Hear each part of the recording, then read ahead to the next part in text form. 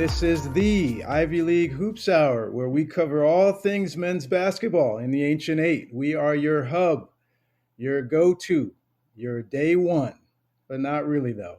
I'm your co-host, Coach Sidney Johnson, former head coach of the Princeton Tigers from 2007 to 2011, and former three-time captain of the Tigers in 95, 96, and 97. And my co-host joining me is Princeton alum and former Princeton graduate assistant coach, my man, Lawrence L. Boogie Schuler. Lawrence, how you making out? I feel great, Coach. How you doing? I'm doing terrific, Lawrence. I'm excited about this week and the show and everything that we have to talk about. And before we dive in, just want to remind folks, every week we're certainly happy to entertain any questions, comments, suggestions you have for the show. So email us at ivyleaguehoopshour@gmail.com. We also have a hashtag on Twitter, Ivy League Hoops Hour, where we're posting video and comments throughout the week. But please, we want to make this interactive, not only for me and L Boogie, but for our listeners as well. So join us anytime and throughout the week.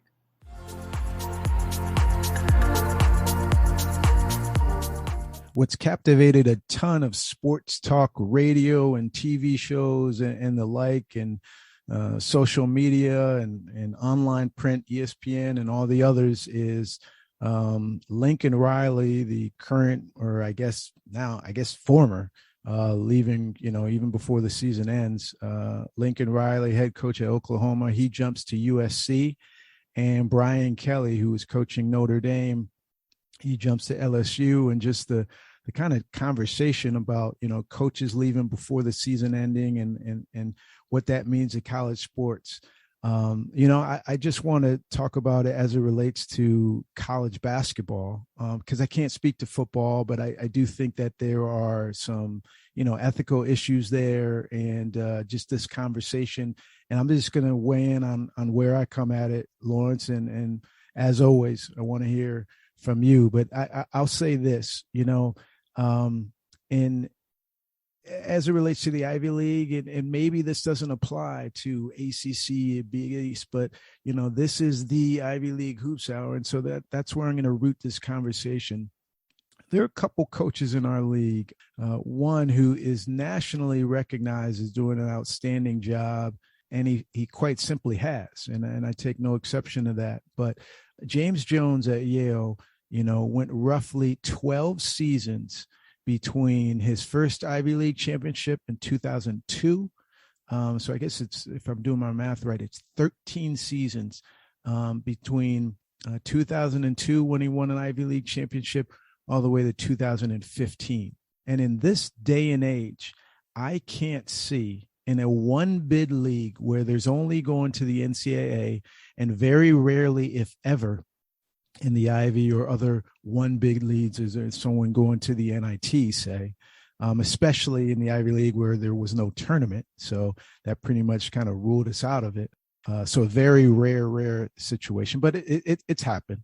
I can't see a coach in this day and age going 13 years between championships in a single bid league and retaining his job. I think of Mike Martin, who's done an outstanding job at Brown. And I mean that. There's not a whole lot of tradition there, respectfully. And Mike Martin has a winning season, his second season in the head chair. And then he goes, I think, 6 seasons before he has another winning season. And it was worth it. He goes 20-12, 5 or 6 years after his only winning season at Brown. And 20 wins is the most wins in program history, single season tally. So it was worth it. But again, single bid league. Okay, so not a lot to hang your hat on if you're not going to the big dance. It's just like another season in the books. And in this day and age, in some of these other conferences, are ADs living with that? Are presidents living with that? Are fans happy with that in terms of the amount of time that goes in between those winning championship years? And I would say no, you're not happy with that. And that's the proverbial you. I'm not trying to attack any of our listeners, but I'm telling you, in this climate, there are very, very, very few conferences that'll roll with that. Very few sports programs that will roll with that. And so why do I bring that up? Because coaches are seeing that too, and they're staying ahead of the curve. And so a guy like Lincoln Riley, for whatever reason, a guy like Brian Kelly, and listen, I'm not a fan of Brian Kelly. I'm a Michigan football fan. All right, go blue all day, all night. Okay. So I'm not rooting for Notre Dame. And I'm not rooting for Brian Kelly. All right. I'm not his agent. But that guy is going, hey, I'm going to stay ahead of this curve. These are some of the things that influences coaches. And I think one of them is just the solid truth that we're just a lot more impatient with our sports programs and what we want from them and what we expect from them. And instead of waiting for an evolution of a program and the coaching and the recruiting and things to blend together and come together, it seems like we want a quick fix. Well, coaches see that, and coaches want a steady gig. What do you think, Lawrence? Well, I think longevity is all well and good, and it's always great to see coaches lasting in their positions. And in as much as each program wants a generational coach, the business reality in terms of changing administrations, whether it's the university president or the ADs, any type of administrative change puts some pressure on head coaches in all different sports to keep their jobs, because it seems like these administrators want their own creatures in those posts.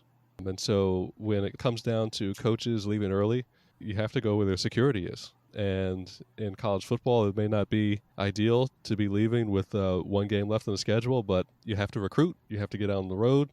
You have to get the jobs while they're open, and you can't necessarily wait a month to accept an interview. And until they want to change the calendar, I think this is the way it has to be. When you talk about administration change in the athletic department, what I would submit is I don't care what's going on in terms of the athletic department at Penn, at Dartmouth, at Cornell, Columbia, all 8. Something is going to hold true, and that is a commitment to excellence in education and trying to turn out the best students in the world. And so that trumps just about everything that you might be trying to accomplish athletically. Like, as long as they go hand in hand, it's fine. But if athletics tries to go ahead of academics, it ain't happening in the Ancient Eight. And so, Lawrence, that's why you can have consistency of coaches, because if there's a real passionate, genuine commitment to developing tremendous young men and women while you're trying to win games, basketball, field hockey, soccer, you can keep your job. But if you're at, and I would submit, many, many, many other mid-major and high-major institutions, then what you're talking about exactly holds. And that's the issue that I have, that, hey, we're coming down on coaches, when if there was a whole to core values that trumped everything else, you might not have coaches jumping from ship to ship just to keep their job.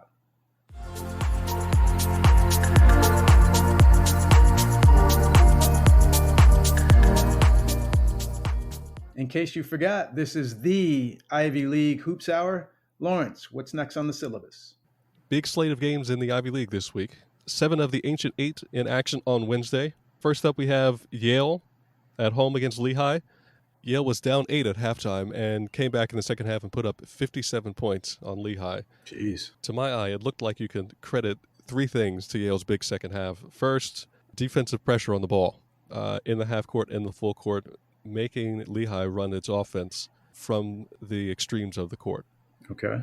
They had a little bit of trouble deterring the post entry, but I think when you put up 57, it puts enough scoreboard pressure on the other team to be perfect. Yale also did a great job on the offensive glass. Isaiah Kelly and E.J. Jarvis did a great job of giving Yale second chance opportunities and then converted their free throws, 3 for 3 and 3 for 5, so combined 75%. It's just about where you need to be. And lastly, I had to do a double take. I'm looking at Yale's half-court offense in the second half, and I see 1-2-2. Then I see point over the top. And then never thought I would have seen this, but forwards out to fingers. I think that possession in particular took me by surprise. Well, add Yale to the list of teams running Princeton offense, as you rattled off a couple of staples of some of the modern Princeton offensive plays. You got Dartmouth, Columbia, Cornell, and obviously Princeton running some variations of some of that stuff. But let's tip our hat to the Bulldogs in terms of that huge second half. And Lawrence, if you look at the league as a whole, we didn't get all the wins that we wanted on Wednesday, but certainly a league that is showing a lot of fight and grit in the second half. 5 of those 7 games, Ancient 8 teams outscored their opponent in the second half. So whether we're a little bit slow out of the block or just really digging in the second half, that's pretty impressive to see. And that leads me right into Princeton, who played a tough game at Hofstra the other day. And, Hofstra is, they got the win, Hofstra did, and leveled their season at 4-4 with a huge win against the Tigers. But Hofstra's played some really good teams. So that schedule, they've been battle tested. And we obviously know that Princeton has been hot coming out of the gate. So Princeton was down 16 points in the second half and came storming back, obviously shooting the ball well. The final score was 81-77, but cut it to 1 point. All right, cut the deficit to 1 with roughly about 50 seconds left to go, Lawrence.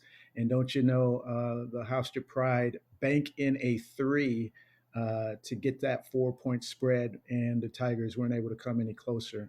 So gutsy performance by Mitch Henderson's team, and don't you know, they're getting now everybody's A game. All right, Princeton, I think, is the best team in the league, and people are recognizing that and being up and ready to play the Tigers. So they're going to be certainly tested and tried out before they get in the Ivy League play. The other game that stuck out to me was Brown. I'm watching them very closely, Lawrence. There's some athleticism there that's very impressive with just about every guy that Mike Martin puts on the floor.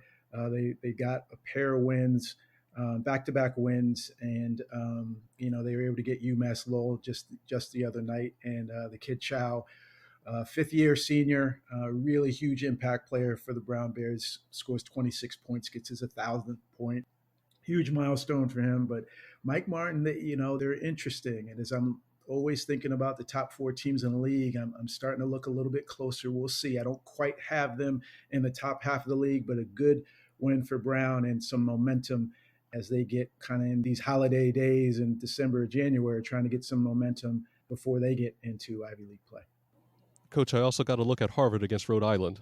It was a great test for Harvard against a very, very good mid-major team.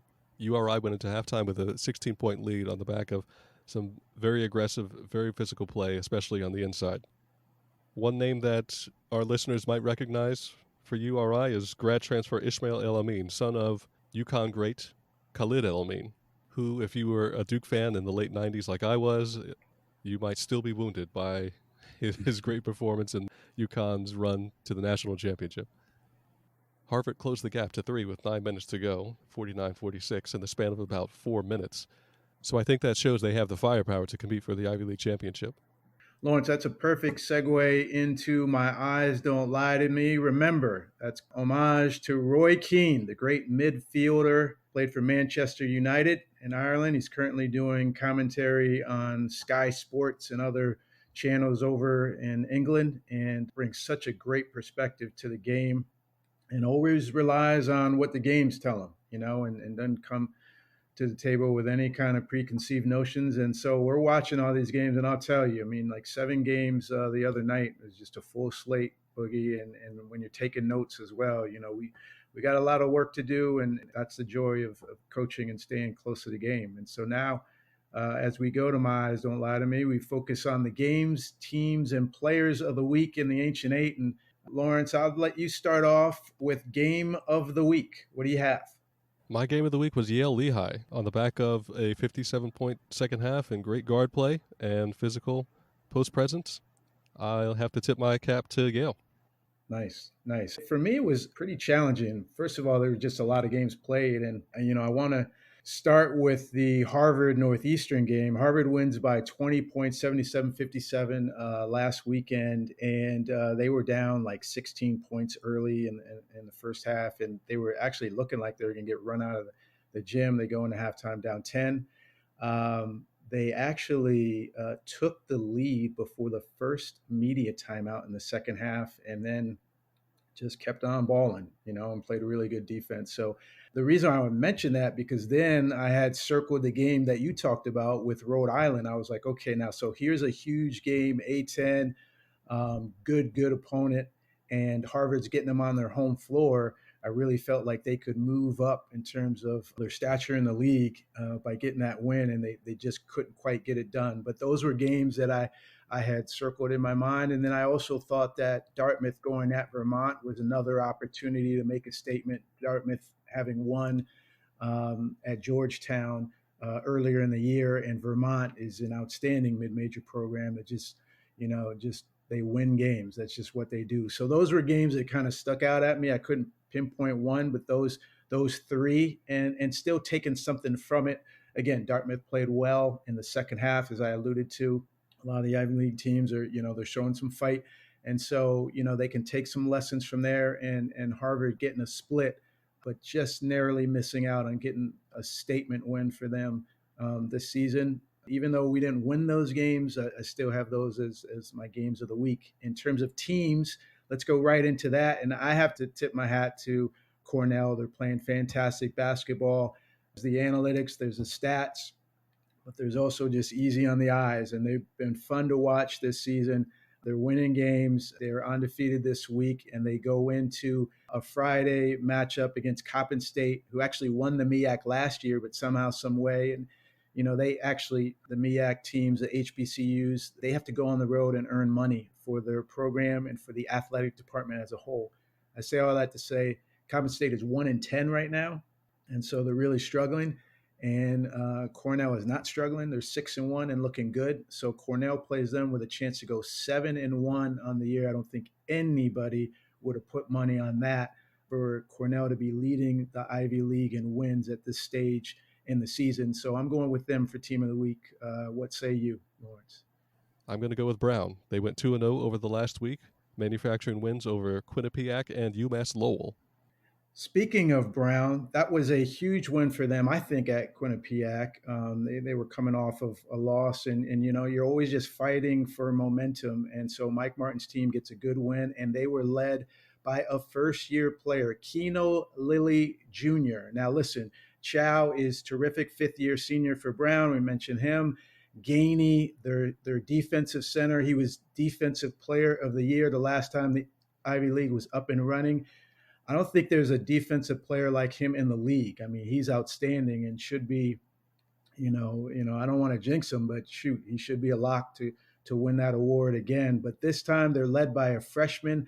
I just thought on the road, coming off ball screens, snaking the ball screens, step back threes. I tweeted something out about him looking like Chris Paul and Steph Curry, and I meant every word of it, a mid-major version of those guys for sure. But Keno Lilly Jr. out of Maryland was really good. 24 points in the second half alone, okay? He did that in the second half and led the Bears to a win, and I just thought I had to acknowledge him as my player of the week. My player of the week is Yale senior Azar Swain. 22 points against Stony Brook, 23 points against Lehigh. He put great defensive pressure on the ball in that Lehigh game, and Lehigh's defenders had a hard time staying in front of him. So there you have it for our games of the week. Lawrence going with Yale versus Lehigh. I picked a pair of Harvard games and then had that Dartmouth-Vermont matchup circled on my calendar. Our teams of the week, the red hot Cornell Big Red, matched by Brown, who goes 2-0.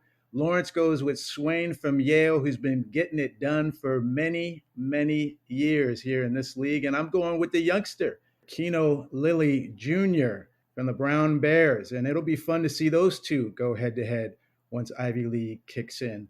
That's a wrap for My Eyes Don't Lie to Me. On the other side of this break, we'll have our interview with Harvard Crimson's Kale Catchings.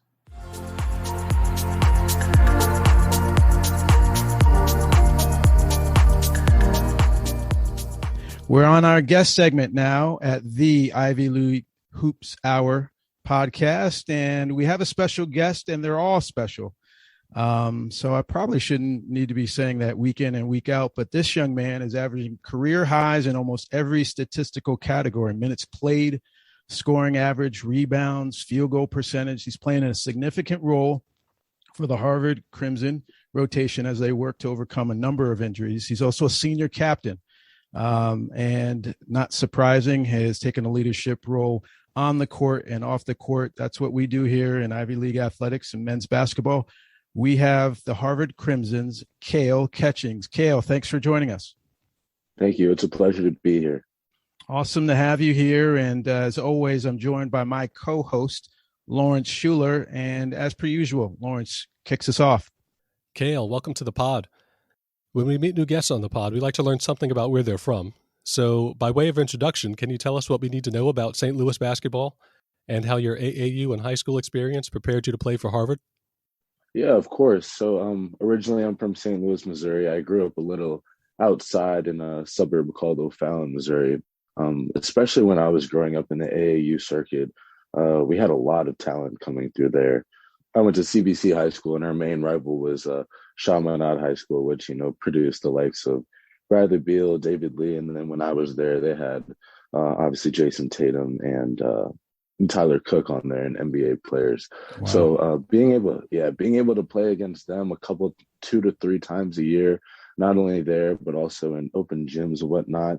We don't have that many other circuit teams. So the Nike UIBL team when I was on, it was the St. Louis Eagles, later changed to Bradley Beal Elite, was really like a Midwest powerhouse. My team went to the Final Four of the Peach Jam, and we were able to attract a lot of the talent in the Midwest in general, from Darius Garland to James Wiseman. I had a pretty loaded AAU team. So being able to not only practice with those guys day in and day out, but go out and compete with those guys at the highest level on the circuit, definitely shaped the player who I am, especially in terms of kind of having to find your own role. A lot of guys are used to always being the best player on their team, but especially my 17U year, in order to be able to contribute to my team, I obviously wasn't going to be able to handle the ball like Darius Garland or be a paint presence like James Wiseman. So being able to kind of find my niche and find where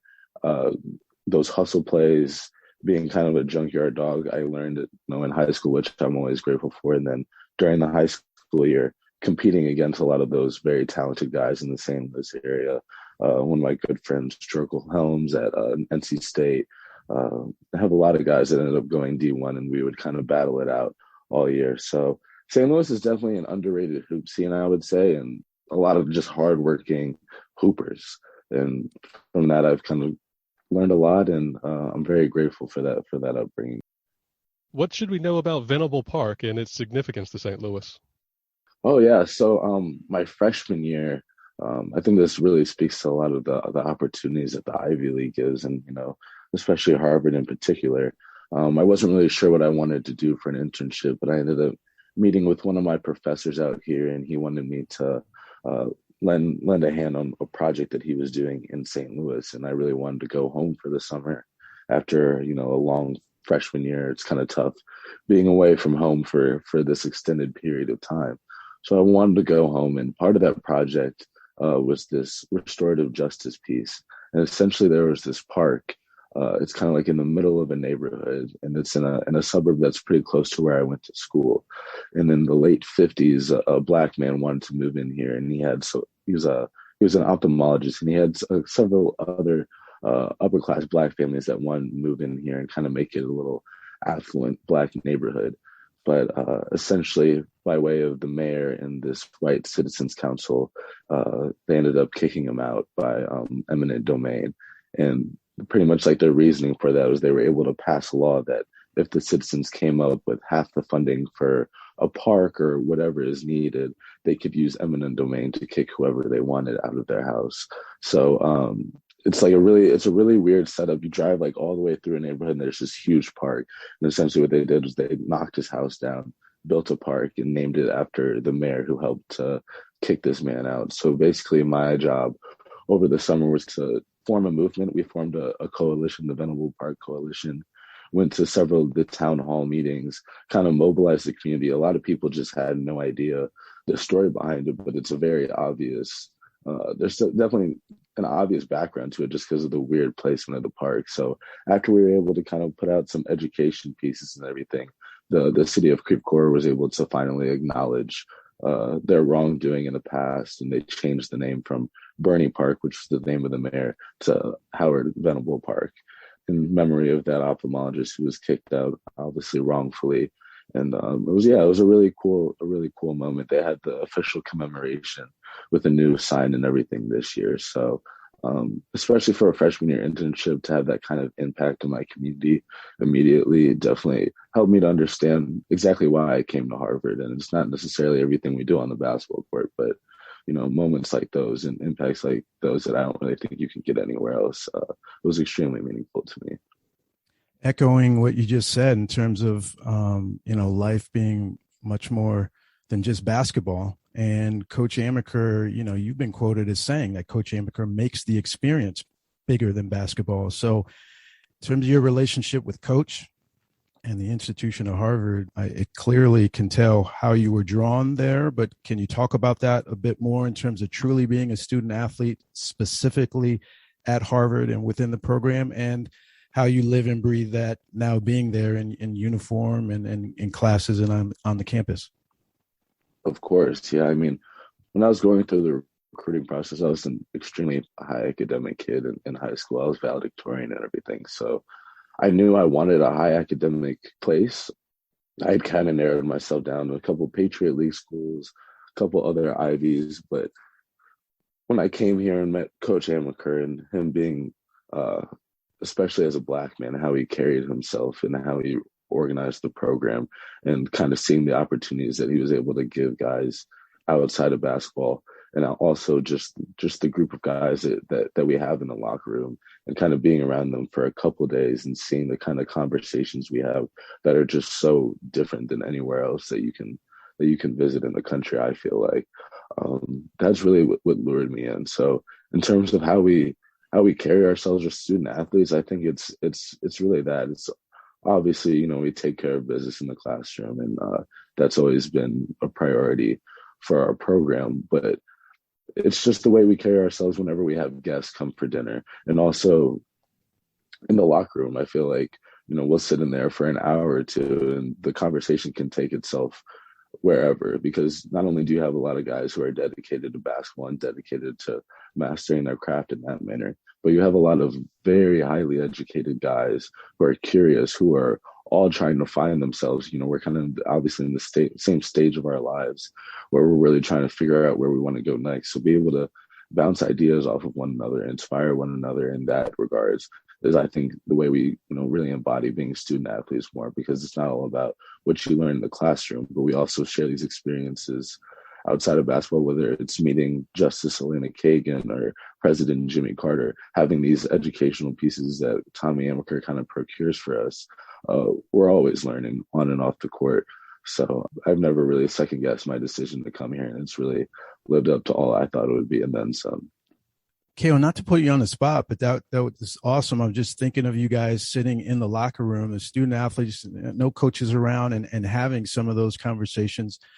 Can you share, one that stuck out to you in terms of just learning from your fellow players? You're always talking about basketball, but is there a conversation that sticks out in the locker room that kind of added to your education as a student and as a man? Yeah, of course. Kind of some of the bigger conversations I can remember.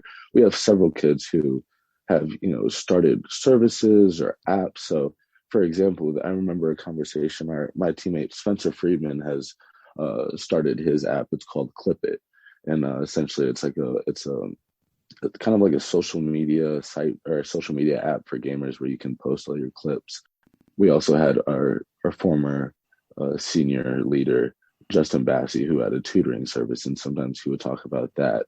And even I remember I would sit down and we would be sitting with Henry and Justin Bassey for me. They're both older economics guys, and I'm an economics guy. So they would sit there and help me with my homework and send me walk through my my resume and everything. And I just remember that being a Yeah. very kind of aha moment, because we were sitting there literally all still in our practice jerseys, and they were Right. helping me send out my resume to Morgan Stanley. So like that's just the kind of stuff like that. I don't really think it happens many other places, but those are just a few examples. Indeed, indeed, good ones. And under Coach Amaker's leadership, Harvard has hosted like a monthly get together with your team, with student athletes and notable speakers and guests. And you kind of hinted at it, but from what I know, talking to Coach, and we've formed a friendship over the years, these meetings are coined the Breakfast Club. And so you know well what I'm referring to. And somewhat in the same mind is there a breakfast club that sticks out to you where you've had that same aha moment and you've been influenced and changed in a lasting way? Honestly, there's been several. The most recent one I very much enjoyed, because it was Mark Tatum, Deputy Commissioner of the NBA. He came to speak along with Gus Johnson, and they were just two very lively presences, and they were able to kind of speak on the NBA, which is always obviously very much interested me. But I think one of the most moving ones was I was in California over the past year, and he was adamant to continue the Breakfast Club even over Zoom. And as you can imagine, an 8:30 Eastern time breakfast correlates to 5:30 on the West Coast. Right. But there was one time we had Dr. J come speak, and my grandpa actually had played with Dr. J. So there was a moment I kind of got to ask him a question and have a little back and forth with my grandpa, and just hearing how much basketball has changed and kind of being able to talk to him about his experience playing basketball and how different it was, and also get a better understanding of how my grandpa played and like what the NBA was like back then. I wouldn't say it was necessarily an aha moment, but that's definitely a Breakfast Club that speaks to me, because I very much felt like it resonated with me on a personal level for that reason. Sure. And also like just being able to talk to a living legend in such a close-knit circle like that, just my teammates and a couple other guys, was very impactful for sure. That's really cool.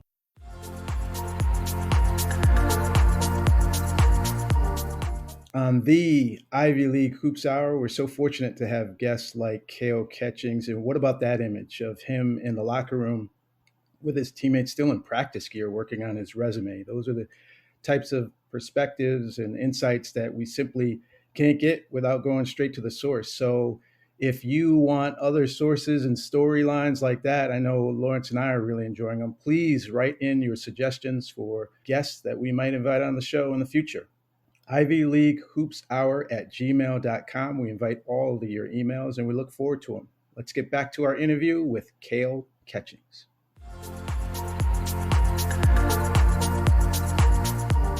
What about you clearly are engaged and so much, so thoughtful, and you can play ball, and you're having this larger role on the team, and we'll talk about that. But you have this experience with the NABC Player Development Coalition. I'm wondering what that experience was like. Is it still ongoing?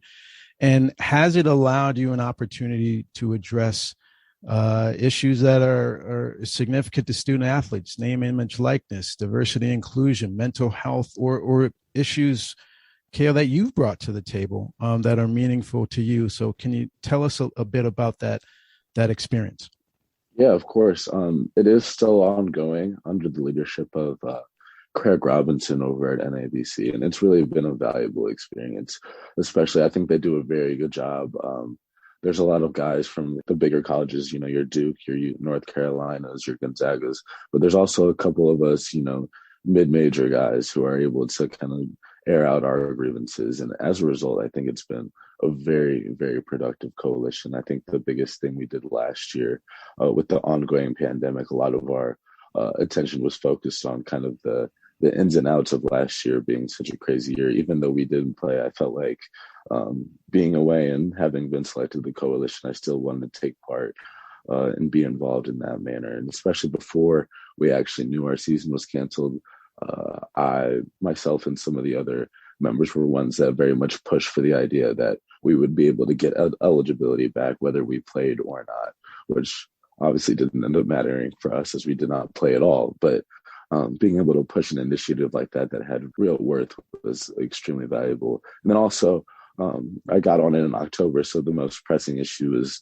name, image, and likeness, especially for some of the other guys, your Armando Baycott, Corey Kispert, Drew Timmy, those guys who have really been able to take advantage of the NIL in very big ways, being some of the most prominent college players in the country. Indeed. So, being able to have gain an understanding of what the NIL would look like before it was kind of put into place, understand what it meant for student athletes, understand what it didn't guarantee for student athletes, and kind of give our feedback in that regards. A lot of it was kind of already in motion, so it wasn't necessarily us putting our grievances forward, but being able to understand and communicate that to our various programs was also very helpful. And I think going forward, I'm hoping we can get more into kind of these social issues. We talked about kneeling and what that would mean, but with all those issues so prominent over the past, we only meet maybe once or twice a month.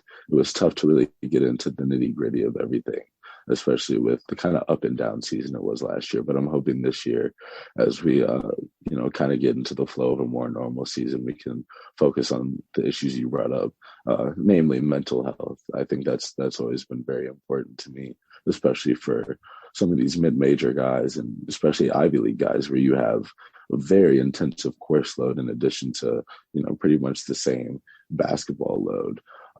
I think that'll be very key, and it's starting to enter the conversation more. But seeing what we can do specifically for our guys is definitely something that's high on my list.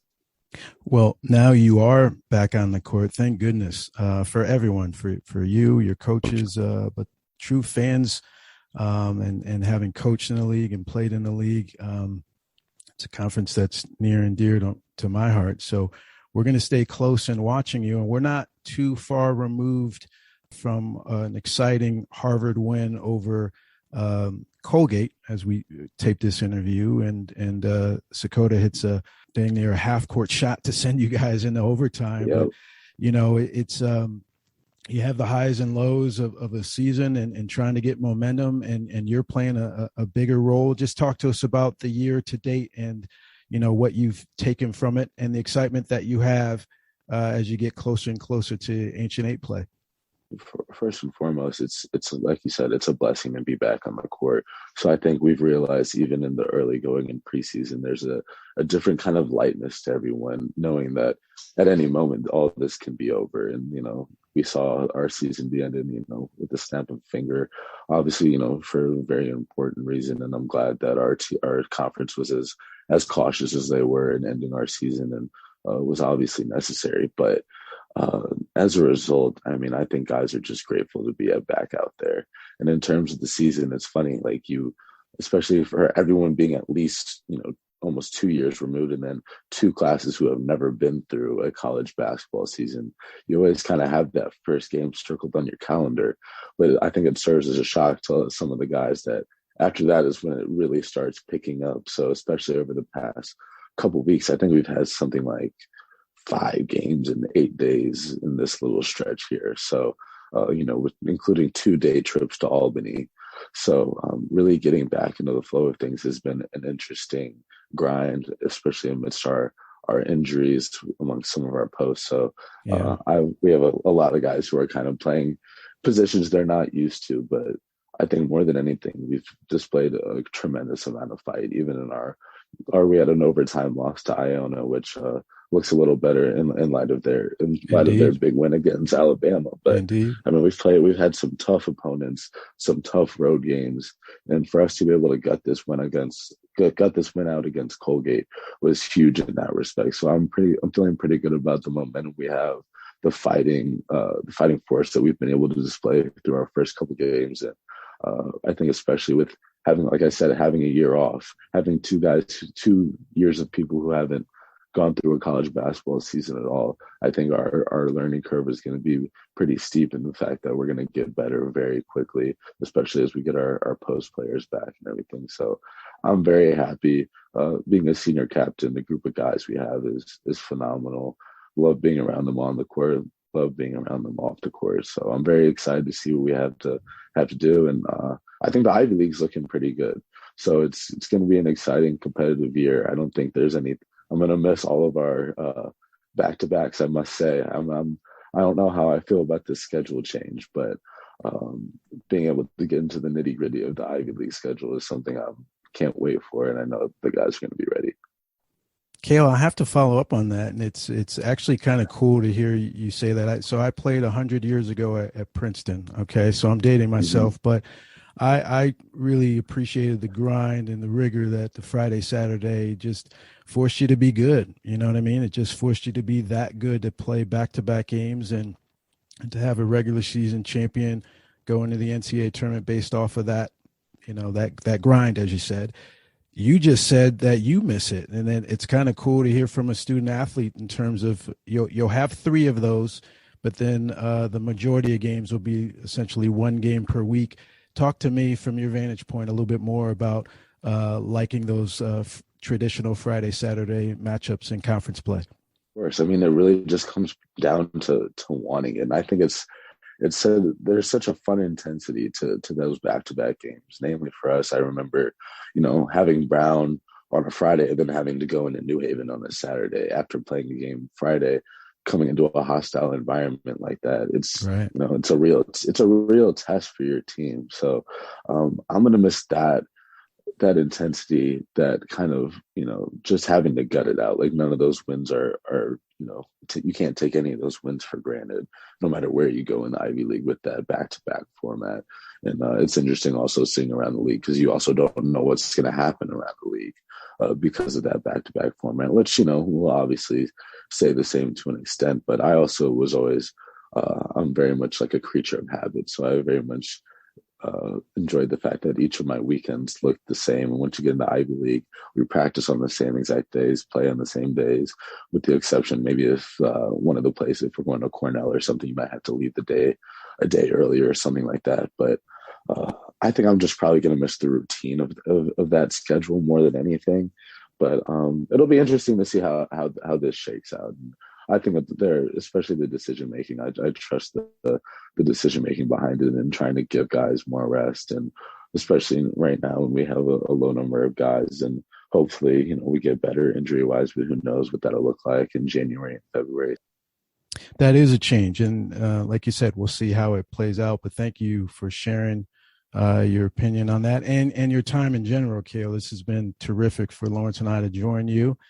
And before we let you go, we always pose this to our guests because it's important for us to know what the student athletes, the coaches, we may have administrators on, whomever who are close to the league. There might be something that you wish would occur at Harvard, and it can be, with your team, Kale, on campus, or Ivy League athletics, education, academics. But something that you would love to see in the near future that would take shape.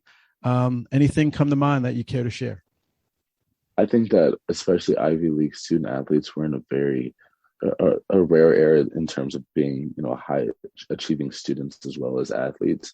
And I think especially in this day and age of NIL, I feel like there's an opportunity for mentorship in that regard, especially when you think about, what parents are going to do to try to get their kids into Ivy League institutions. And I feel like the student athlete base in general, not just basketball, but all student athletes, being able to pick their minds, especially for kids in each respective sport, being able to pick their minds, that I know I would have benefited from in middle school and high school, because you just kind of, especially as the caliber of basketball players specifically in the Ivy League, they're not kids that are just kind of playing on okie doke teams. These are kids that are competing on UIBL teams, competing on top high school teams. So being able to talk to other guys that kind of have followed that same path, I feel like happens every now and again, but I feel like it can be formalized in a better manner to, not only, to kind of better procure the next crop of student athletes that come to Ivy League institutions. Well, I'm thinking of the support and relationships that you have with Coach Amaker and also with your teammates in the locker room, where something tells me that something like that mentorship program will formalize or could formalize itself there in Cambridge, Massachusetts, and maybe Kale Catchings will be associated with it. We'll have to wait and see. But I appreciate you sharing that and spending time and being so thoughtful with your responses, Kale. On behalf of Lawrence and myself, thank you for joining us on the Ivy League Hoops Hour. Of course, this has been great. Thank you so much for having me.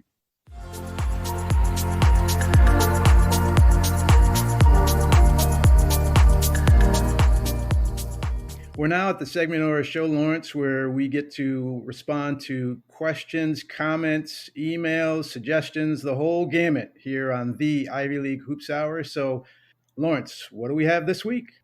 Our first one this week comes from Bill Williams. Bill writes, I represent a good investment group as a financial consultant. We're expanding our global presence by investing in viable projects across the globe. We'll be willing to inject from $5 million to $900 million and more in a viable project. What do you say? Can you use an extra 900 mil? Yeah, man. But Bill might be shocked, Lawrence. I need a little bit more than that. So maybe 9 plus a signing bonus or something like that. Yeah, whenever you're ready. We just need your checking account information and your social security number. Right. It reminds me of those emails you get where there's the Nigerian prince who needs you to wire some money right away, and then he's happy to send you a check later on. Bill Williams, we're not going for it. Any other emails in our inbox? Our next one came from a few of our listeners, but one in particular, Paul in North Carolina, writes, what makes Cornell's offense the most potent out of the Ancient Eight? Thank you and have a blessed day. Well, yeah, Paul, thanks for writing in. And, I do think the Big Red's offense is potent. It's electric. It's so easy on the eyes. They're flying up and down, getting backdoor layups and corner cut layups and threes, the whole deal. So they've been terrific, and there's no doubt it's the best offense in the Ivy League right now. And I say that not necessarily looking at kind of the old school numbers, if you will, Lawrence. I mean, Cornell is the highest scoring team in the league. They're averaging over 86 points per game, and they're the only team in the league averaging over 80. They're averaging, they're first in assists in the league, 19 a game. And the next best team isn't within 4 assists per game. They have the best assist to turnover ratio, Lawrence. And so they're playing at this, crazy fast pace. They actually rank in the top 30 in the country in terms of possessions per game. But then you look at the assist to turnover ratio, and they're taking care of the ball. So they're not playing reckless, but they are playing fast. And then their field goal percentage is fantastic and at the top of the league. But those are the old school numbers. And then you have the look test.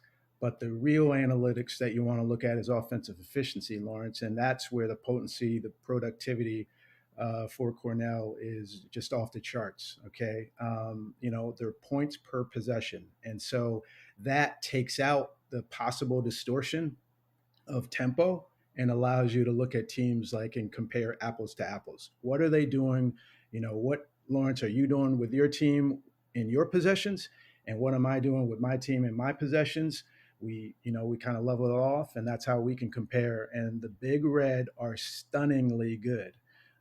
They rank 45th in the country in terms of the points that they're yielding per possession at 1.08. And they're doing the same thing on the road. They're just a shade off of that in terms of what they're able to do on the road. Princeton actually comes in at 1.07 per possession. So that's pretty good. But then you have the opposite end of the spectrum where, you have a Dartmouth Big Green that are playing, fairly slow basketball. And the last time I checked, they were coming in at about, 0.911. And Columbia somewhere in there as well. So less than a point per possession. So no matter how you slice it, Lawrence, Paul, our listeners, no matter how you look at it, okay, if you're in a 100 possession game, a 70 possession game, a 50 possession game, the Cornell Big Red are going to score more points than any other team in the league. And as the late, great James Baldwin once said on the Dick Cavett show, this is the evidence. Now, the only caveat, the only caution I would say, Lawrence, is that this is non-conference play, non-conference numbers, okay? Certainly, we could get into the league, and Cornell could prove a lot less effective in terms of scoring the ball. We'll just have to wait and see, but we don't know that. just right now in their current form, everybody else in the league, without question, is looking up at how well the Big Red are scoring the basketball.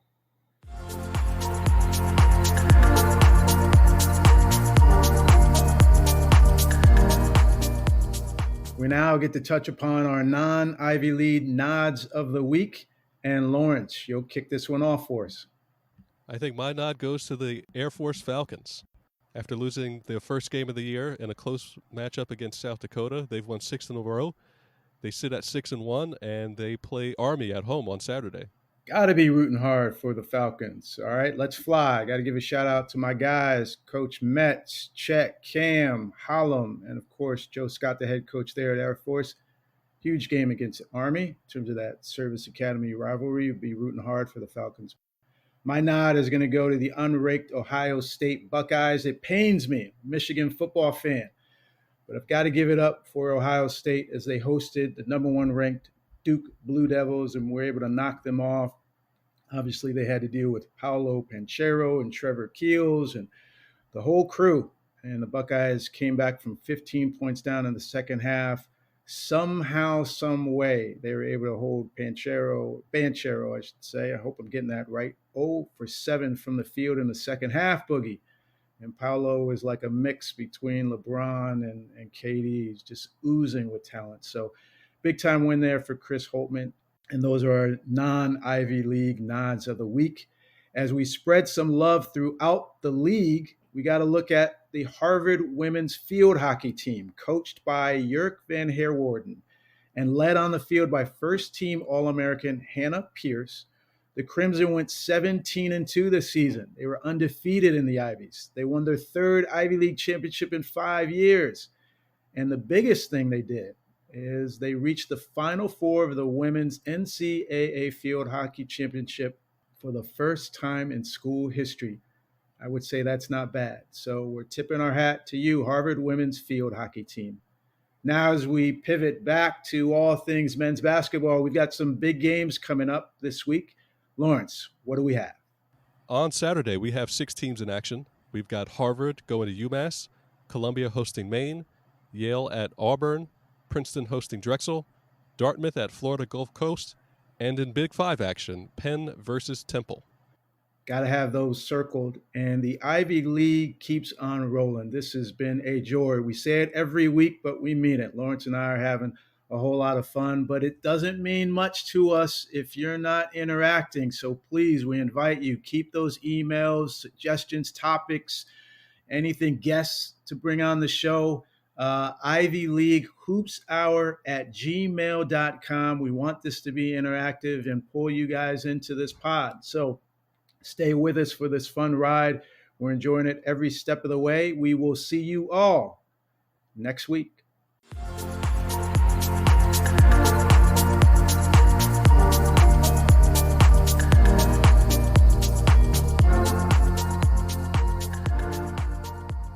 Every time I see Tommy Amaker in some random place, whether it's at the gym or whether he's recruiting, or when I was a camper at Seton Hall basketball camp. They let you be a camper there, Boogie? How'd you get in the door? I wasn't the smallest camper, but probably the 2nd or 3rd smallest. And I had the greatest camp summer of my life. I was the runner-up in the 101 competition. Okay. I got an autograph for Grant Hill. I was in the demonstration for Dave Hopless shooting. And nice. Yeah. I took home the Mr. Hustle Award too. So. Okay. So is it fair to me to say that to take a shot at you and say one of your greatest highlights was being runner-up in a that's the best thing you could possibly say about my basketball career. You know, you're my guy. Certainly better than my tennis career. You're my guy.